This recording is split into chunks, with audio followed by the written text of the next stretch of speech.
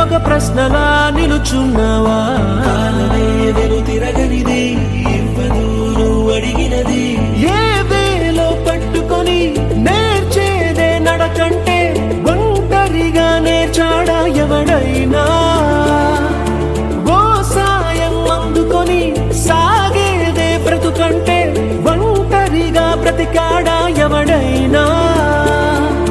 పదుగురు మెచ్చిన ఈ ఆనందం